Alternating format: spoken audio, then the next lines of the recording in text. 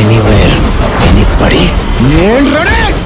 দক্ষিণী সুপারস্টার আল্লু অর্জুনের জন্মদিন মানেই ভক্তদের উৎসব। এবারও তার ব্যতিক্রম হয়নি। হায়দ্রাবাদ জুড়ে ছিল আনন্দ আর উত্তেজনার আমেজ। ৮ এপ্রিল ৪৪ বছরে পা রাখেন এই তারকা।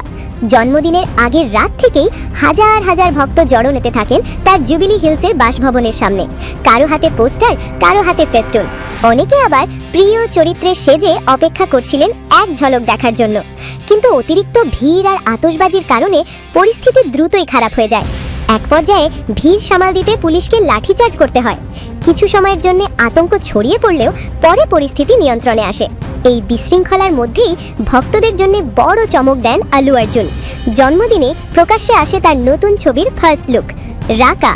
এই বড় বাজেটের সিনেমাটি পরিচালনা করছেন অ্যাটলি কুমার, যিনি জওয়ান দিয়ে ইতিমধ্যেই বাজিমাত করেছেন।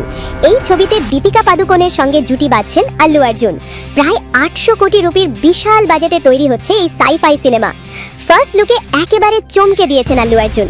ন্যাড়া মাথা, তীক্ষ্ণ নখ, লোমশ দেহ, প্রায় পশুর মতো এক ভয়ঙ্কর চরিত্রে দেখা গেছে তাকে।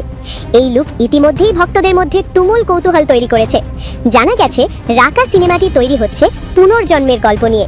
এখানে দেখা যাবে অতীত আর বর্তমান দুটি ভিন্ন সময়কাল। গত ২ বছর ধরে এই বিশাল প্রজেক্টের চিত্রনাট্য নিয়ে কাজ করছেন আটলি কুমার। একদিকে ভক্তদের উন্মাদনা, অন্যদিকে নতুন সিনেমার চমক। সব মিলিয়ে জন্মদিনটা একেবারে স্মরণীয় করে তুললেন আল্লু অর্জুন। ఎదుటోడితో పెట్టుకోవాలంటే ఉండాల్సింది బ్రాండ్ కాదు, ఇక్కడ దమ్ము.